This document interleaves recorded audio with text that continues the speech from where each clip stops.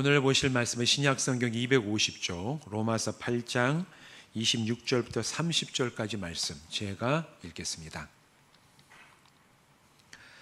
이와 같이 성령도 우리의 연약함을 도우시나니 우리는 마땅히 기도할 바를 알지 못하나 오직 성령이 말할 수 없는 탄식으로 우리를 위하여 친히 간구하시느니라. 마음을 살피시는 이가 성령의 생각을 아시나니 이는 성령이 하나님의 뜻대로 성도를 위하여 간구하심이니라. 우리가 알거니와 하나님을 사랑하는 자 곧 그의 뜻대로 부르심을 입은 자들에게는 모든 것이 합력하여 선을 이루느니라. 하나님이 미리 아신 자들을 또한 그 아들의 형상을 본받게 하기 위하여 미리 정하셨으니 이는 그로 많은 형제 중에서 맏아들이 되게 하려 하심이니라. 또 미리 정하신 그들을 또한 부르시고 부르신 그들을 또한 의롭다 하시고 의롭다 하신 그들을 또한 영화롭게 하셨느니라. 아멘. 기도하고 우리 말씀 나누겠습니다. 하나님 감사합니다. 6월의 첫 주 우리가 함께 모여서 예배할 수 있게 하시니 감사하고 또 이제 말씀을 나눕니다. 성령님 이곳에 임하셔서 우리 심령 가운데 진리의 빛을 비추어 주시옵소서. 이 말씀이 우리의 삶의 기준이 되고 생명의 양식이 되고 정말 우리가 붙잡고 나갈 진리의 깃발 되게 하여 주시옵소서. 예수님의 이름으로 간절히 축복하며 기도하옵나이다. 아멘. 이 시간 이곳에서 또한 온라인으로 예배하시는 모든 분들 주님의 이름으로 축복합니다.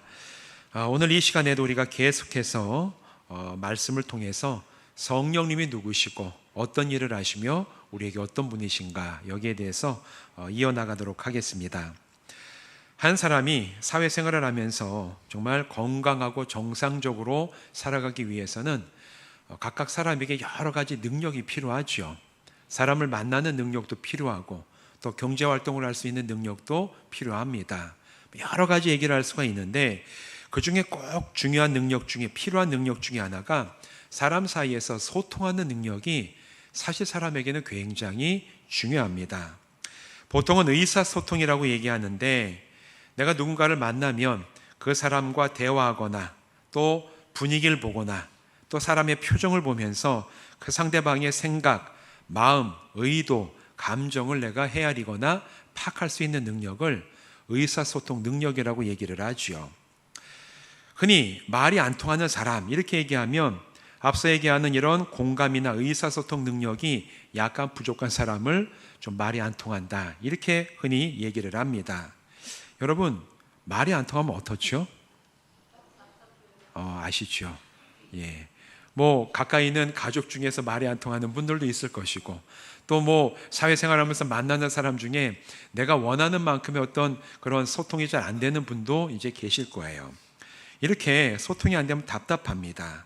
가장 친밀한 관계인 가족 사이에도 서로의 어떤 소통, 의사소통이 안 되거나 부족하면 관계가 소홀해지고 또 심하면 그로 인해 가지고 가장 친밀한 관계인 가족 사이에서도 상처를 주거나 받을 수가 있어요.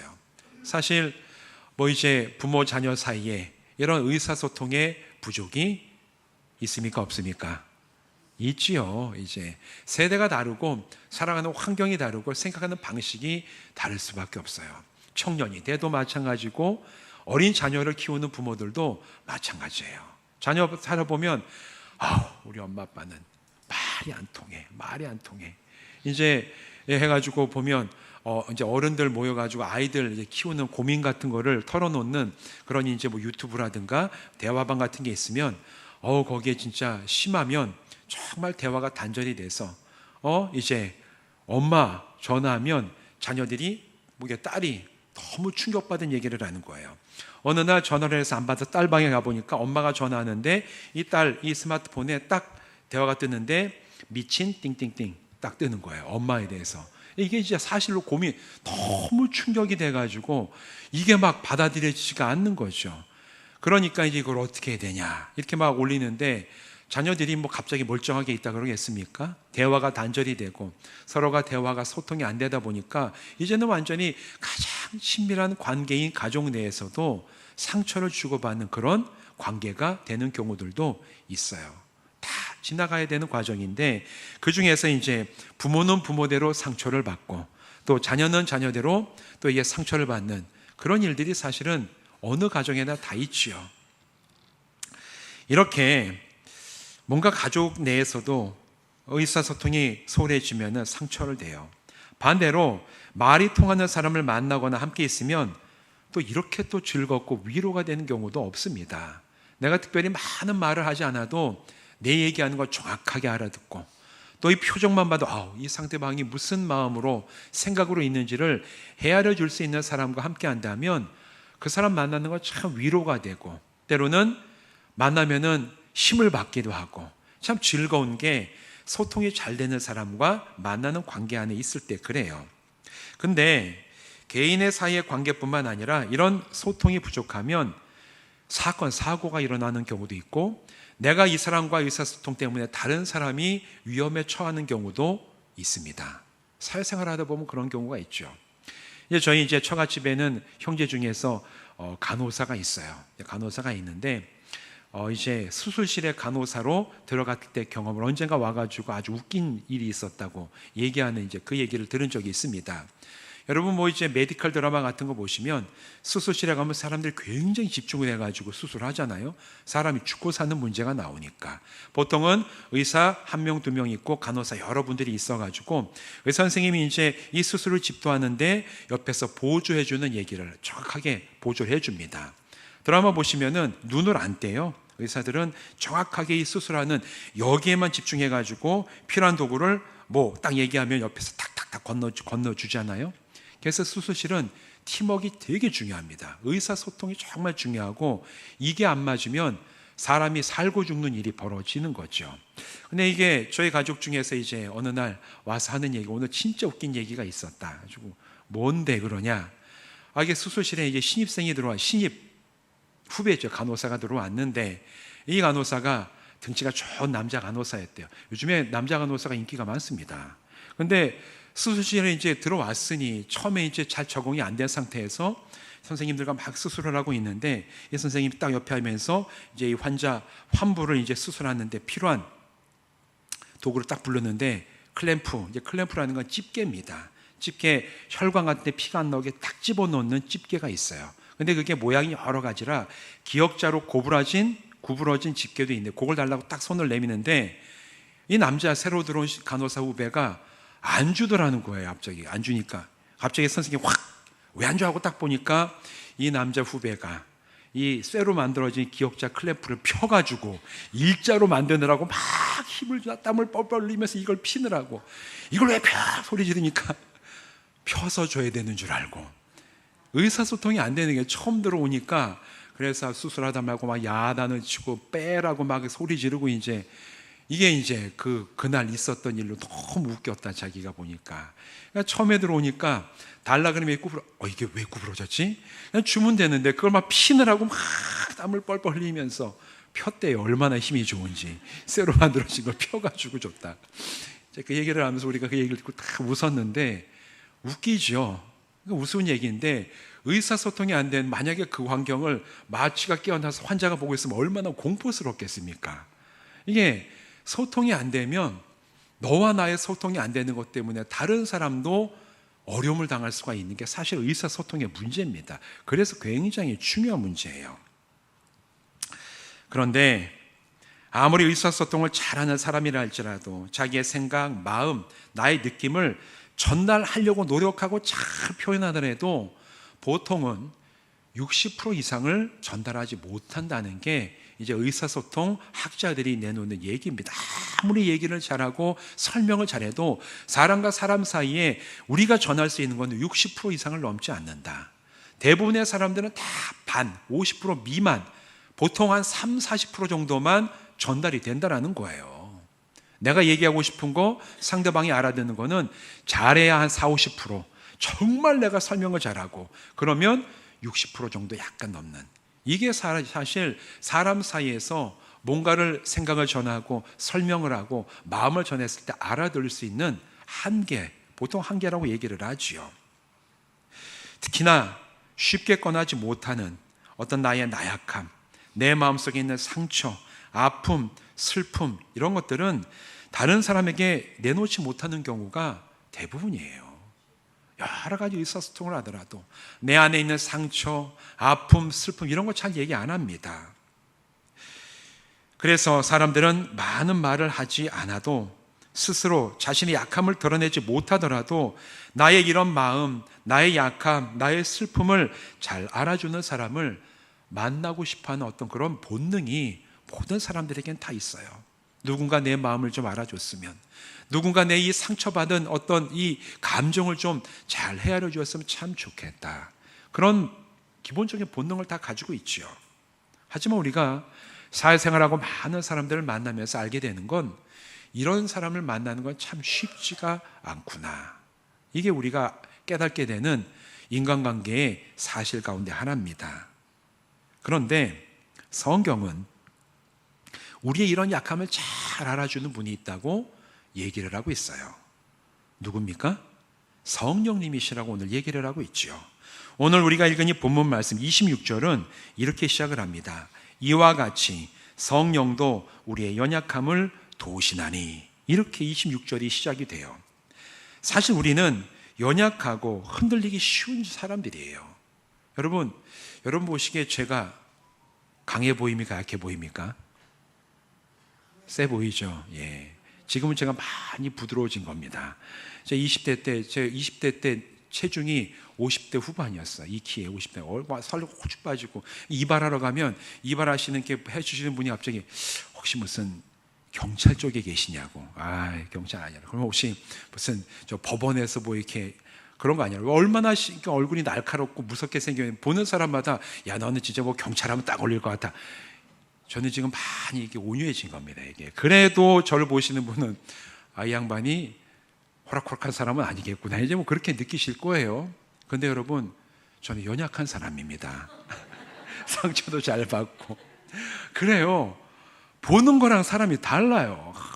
막 드라마 보면서 눈물도 흘리고 막 혼자 그래요. 아주 요즘에 저희 집 애들이 아빠 이상하다고. 갱년기인가? 원래 난 이랬다 이제 뭐 그러고 지나가는데 사람은 사실 겉으로 보기에는 강해 보이고 단단해 보이고 상처 안 받을 것 같고 그런 사람도 사실은 내면은 여리고 쉽게 상처받고 또 이 세상에서 죄와 유혹에 흔들리고 고난 앞에 넘어지기 쉬운 것 이런 게 사실 저와 여러분의 내면의 모습이에요. 잘 보여주지를 않아요.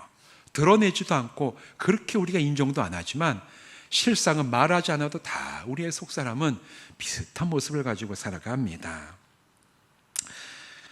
나의 나약함이 다른 사람에게 부담이 되고 실망할까 봐 이야기하는 게 쉽지 않아요. 직업 때문에 그러기도 합니다.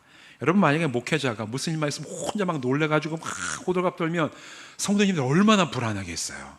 마음에 꽉 충격이 와도 목회자는 평정심을 유지해야 됩니다. 그래야 성도들이 안정감을 같이 누리고 가지 같이 불안해하고 같이 막 떨면 온 교회가 이제 같이 떠는 거예요. 이게 장로님들도 마찬가지고 우리 권사님들도 마찬가지예요. 드러내지를 못해요. 내가 그렇더라도 다른 사람들이 같이 불안해할까 봐 아니면 다른 사람에게 부담이 될까 봐 아니면 나의 어떤 약한 모습이 다른 사람에게 상처가 될까 봐 우리는 사실 나의 내면의 모습을 잘 드러내지 못합니다. 그런데 이런 우리의 약함을 너무나 잘 아시는 분이 계시죠. 성령님이십니다. 왜냐하면 성령님이 인격을 가지고 관계를 맺으시면서 교통하는 분이시기 때문에 그래요. 성경은 삼일체 되시는 하나님과 성령님 사이에 깊은 교통하심이 있다고 증언을 하고 있지요. 고린도전서 2장 10절 11절 이렇게 얘기를 합니다.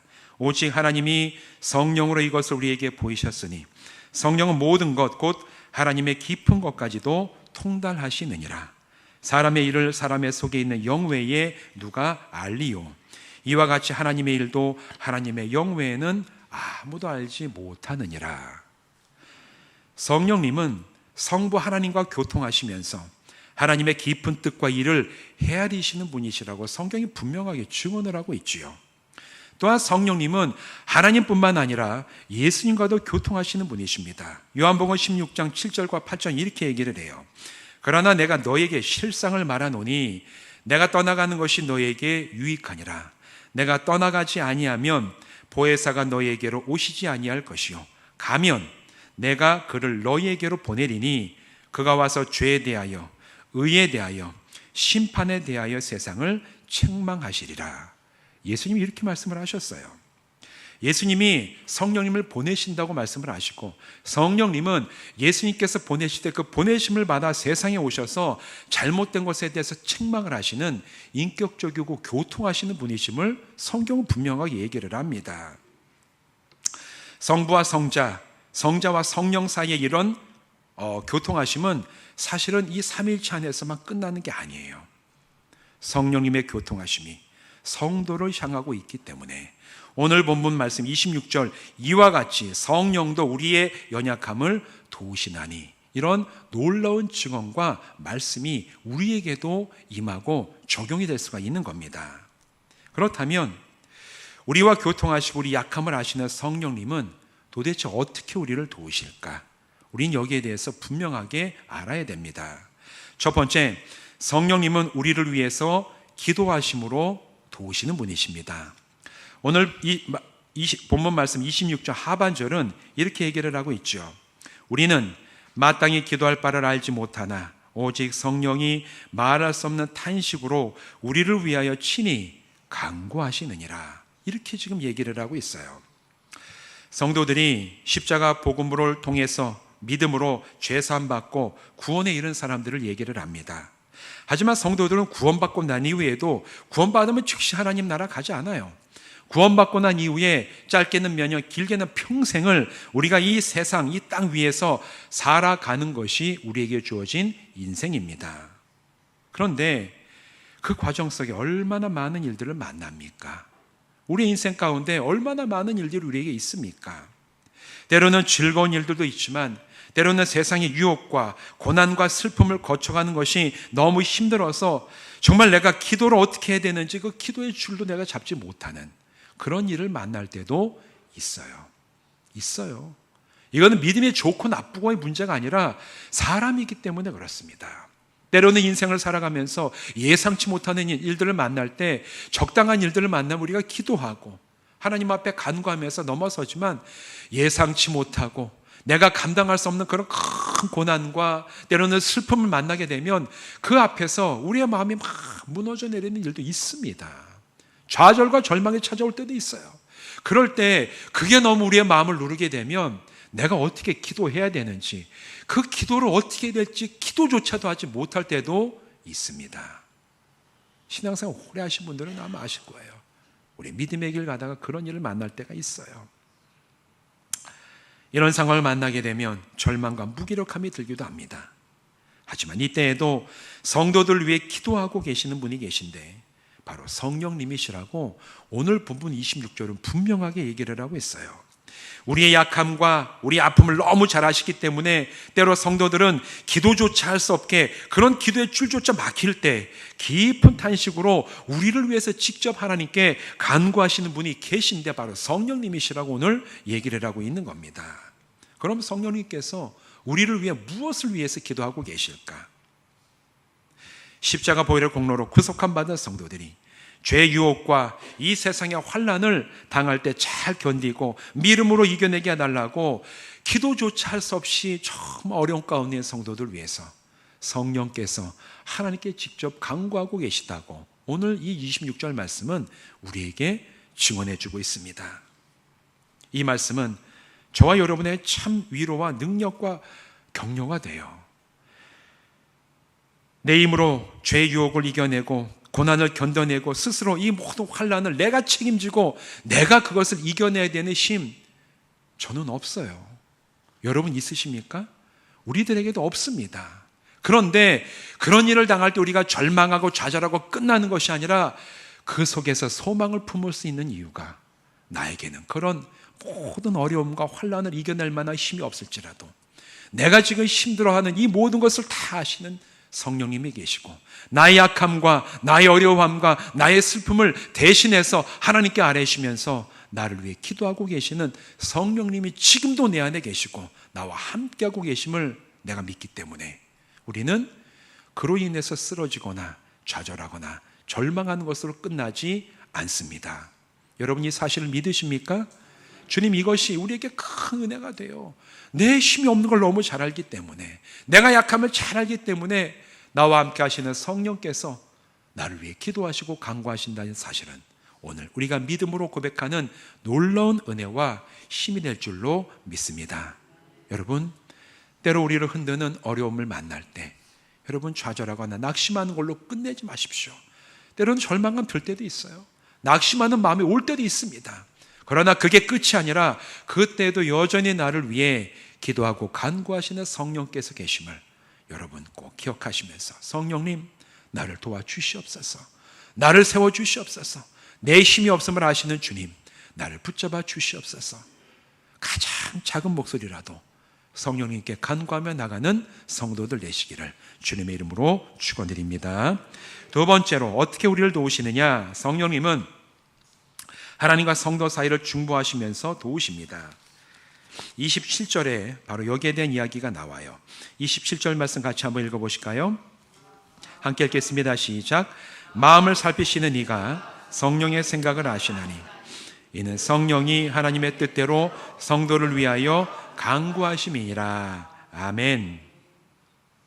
성령님이 하나님의 뜻대로 성도를 위해서 간구하신다고 증언을 합니다.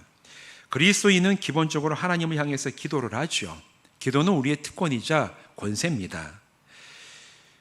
그리고 하나님은 성도들이 드리는 기도에 항상 응답하세요. 여러분, 하나님께서 우리의 기도에 항상 응답하심을 믿으십니까? 믿으십니까?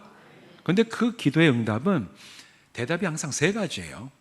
기도의 응답에 대해서 그래, 내가 네가 기도하는 대로 행하겠다. 첫 번째 대답이고, 두 번째 대답은 뭐죠?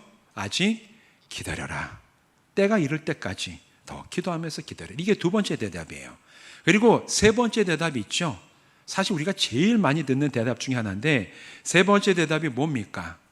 그게 너에게 족하지 않다. 아니다라고 응답하시는 것도 응답입니다. 근데 우리가 보통 기도하면서 신앙생활을 할 때 기도 응답은 꼭 내가 원하는 대로, 얻기를 바라는 대로, 되기를 바라는 대로 해야지만 그게 기도 응답이라고 여길 때가 참 많이 있죠.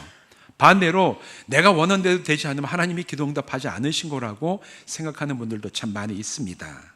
그런데 아니다라고 말씀하시는 것도 하나님께서 우리의 기도에 응답하시는 분명한 대답이에요.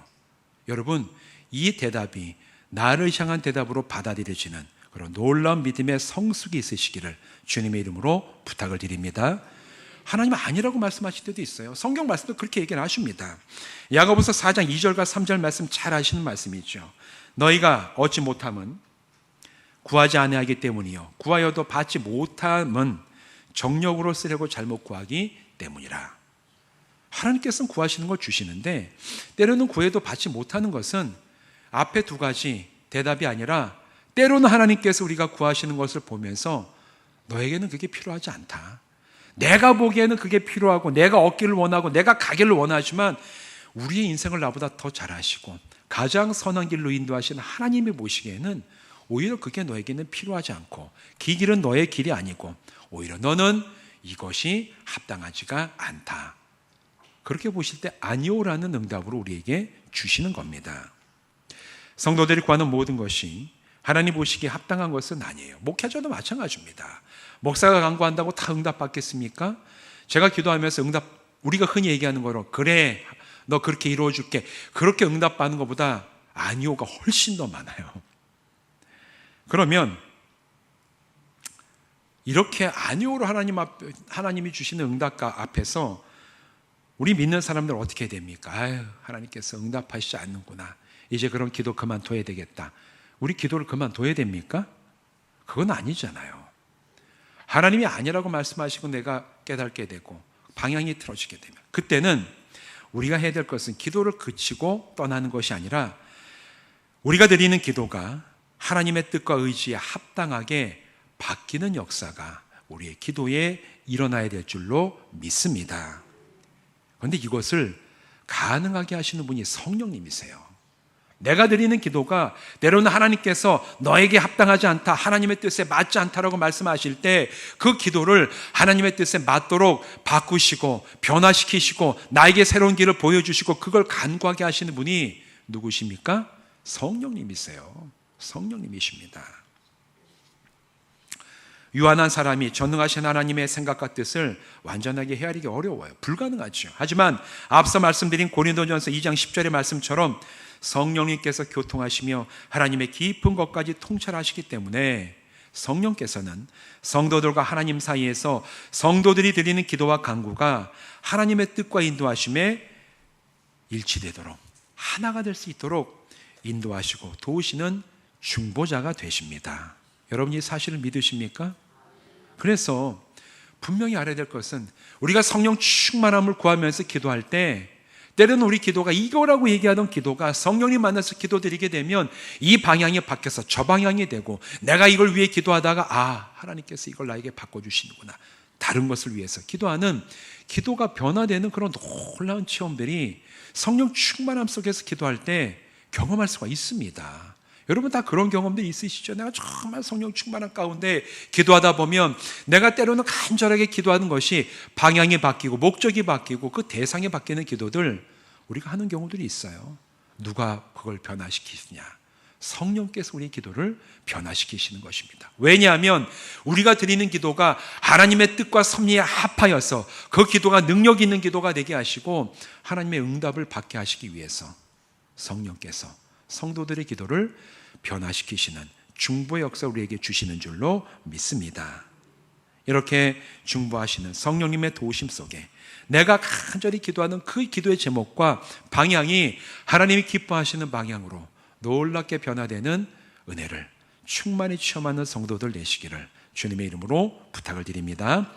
마지막 세 번째로 성령님은 모든 것이 합력하여 선을 이루도록 이끌어가면서 우리를 도우세요. 28절 말씀 같이 한번 읽어보실까요? 같이 읽겠습니다. 시작. 우리가 알거니와 하나님을 사랑하는 자 곧 그의 뜻대로 부르심을 입은 자들에게는 모든 것이 합력하여 선을 이루느니라. 아멘. 하나님을 사랑하고 십자가 복음을 통해 부르심을 받은 자들은 그 성도의 삶 전체가 합력하여 선을 이루어 갑니다. 선을 이룬다는 것은 하나님의 약속과 뜻이 이루어진다라는 거예요. 우리의 삶을 통해서 그게 선이 이루어진다라는 뜻입니다. 그리고 이 말씀 가운데 모든 것이 합력하여, 이 모든이라는 것에는 우리가 살아가며 즐겁고 행복하며 성공한 삶의 모습도 들어있지만 반대로 어렵고 슬프고 고통스럽고 실패했던 그런 삶의 모든 순간들도 이 모든이라는 범위, 이 테두리 안에 다 들어있음을 우리는 분명히 알아야 됩니다. 세상은 이런 것들을 무시하죠. 실패한 사람을 없는 사람 취급하고 나에게 있는 상처, 슬픔들을 감추려고 하고 없는 것처럼 하고 늘 사람들 사이에서 나는 늘 즐겁고 기쁘고 잘되고 성공하고 그런 모습만 보여주려고 하는 게 이 세상의 풍조입니다. 그래서 여러분 페이스북이라든가 인스타그램 뭐 청년들 많이 하는데 그런 거 열심히 보고 나면 느끼게 되는 게 뭔지 아세요? 청년들 우리 교회 청년들은 안 하나? 네. 비교하는 게 마음이죠. 박탈감 없죠. 여러분 우리가 뭐 SNS 그러니까 어른들이 이야기해 카카오 뭐죠 그게? 스토리 카카오 스토리 보면 실패해서 울고 있는 모습 아주 뭐 했다가 아주 낙심한 그런 거 올리는 분 계십니까? 없어요. 다 없는데도 어떻게든지 해외여행 가가지고 한번 바닷가에서 자기가 자지도 않아 호텔에 근데 그 호텔 로비가 찍고 마치 잔 것처럼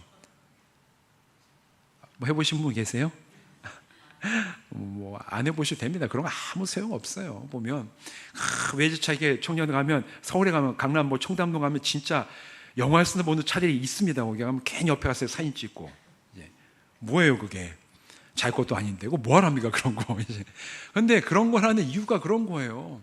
남들보다 내가 행복해, 내가 성공했어, 내가 잘 되고 있어, 이런 걸 보여주고 싶어하는 대신에 그 마음에 내가 마음이 허전하고 비어있고 슬프고 공허 이런 거는 절대로 보여주려고 하지 않아요. 세상 풍조가 그래요. 근데 하나님께서 그리스도인의 삶을 사용하시는 것은 잘되고 성공하고 누구보다 뛰어난 다른 사람 다 부러워하는 그런 것만 가지고 사용하시는 게 아닌 거 분명히 알아야 됩니다. 하나님의 성도를 믿으시고 사용하시는 것은 때는 외롭고 슬프고 실패하고 사람들 앞에서 아무 내어놓을 거 없는 그런 삶의 모습을 지나가야 되는 그 모든 삶까지도 하나도 낭비됨 없이 그런 걸 통해서 하나님의 가장 아름답고 선하신 위대한 일을 이루어 가신다는 사실을 여러분 꼭 믿으시기를 주님의 이름으로 축원드립니다. 그것을 이루어 가시는 게 누구라고요? 성령님이시라는 거예요. 때로 우리가 그런 상황 가운데 내놓지 못할 만한 상황 가운데 있을지라도 크게 우리를 통하여 하나님의 선하신 목적을 이루어가도록 쓰임받게 하시는 분이 우리와 함께 하시고 우리 안에 계시는 성령님이시라고 오늘 이 성경은 분명하게 우리에게 얘기해 주고 있습니다. 그래서 성령님께서 함께 하시며 도우시는 성도들의 삶에는 버릴 것이 없어요. 인생의 한 토막도 버릴 게 없어요. 왜? 그걸 통해서 하나님의 놀라운 은혜를 이루어 가실 것을 내가 확신하기 때문에. 그래서 우리는 오늘 내가 절망과 슬픔이 있을지라도 오늘 그걸로 끝내지 않을 수가 있습니다. 모든 것을 통해 하나님의 뜻과 약속과 섭리를 이루어 가실 것을 내가 믿기 때문이에요. 이 놀라운 믿음의 여정을 가능하게 하시는 분이 우리와 인격적으로 교통하시는 성령님이세요.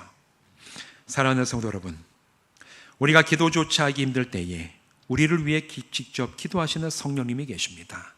우리가 때때로는 탐심과 유혹에 넘어가 헛된 것을 구할 때에 그 기도의 마음과 방향을 바르게 바꿔주시는 성령님이 계십니다. 그리고 우리의 모든 삶이 하나도 헛되이 떨어짐 없이 우리 인생의 기름화복 모든 것을 통하여 하나님의 뜻과 섭리와 약속이 아름답게 온전하게 이루어지도록 이끌어 가시는 성령님이 계세요. 오늘 이 성령님이 저와 여러분과 함께 하시는 줄로 믿습니다. 성령님을 우리의 중심에 모셔드리시고 이 성령님께서 우리를 도우시고 인도하시는 그 도우심 아래에서 성령님과 함께 교통하면서 모든 것이 합력하여 선을 이루는 위대한 믿음의 길을 오늘도 한 주도 한 달도 주님 앞에 서는 그 모든 평생을 주님과 동행하며 성령님의 인도하실 가운데 살아가는 우리 새로운 교회 성도들 되시기를 주님의 이름으로 축원드립니다. 기도하시겠습니다. 성령님, 우리와 함께 하신다는 말씀을 주시니 감사합니다. 우리의 눈은 온전하지 못해서 함께 하시는 성령님을 바라보지 못할 때가 참 많이 있지만 우리의 절망 가운데 있을 때도 우리를 대신해서 기도하시는 성령님, 우리가 잘못된 것을 구할 때는 우리를 함께 하시고 변화시키셔서 하나님의 뜻에 합당한 것을 구하도록 이끌어 하시는 성령님, 또 우리의 모든 인생의 삶의 부분들을 사용하셔서 하나님의 선하심을 이뤄 가시는 성령님께서 오늘 우리와 함께 하시는 줄로 믿습니다. 우리가 그 성령님을 늘 충만히 우리 마음속에 심령 가운데 모셔드리고 성령님의 인도하심을 순종하며 따라가는 우리 모든 성도들 되게 하여 주시옵소서. 예수님의 이름으로 간절히 축복하며 기도하옵나이다. 아멘.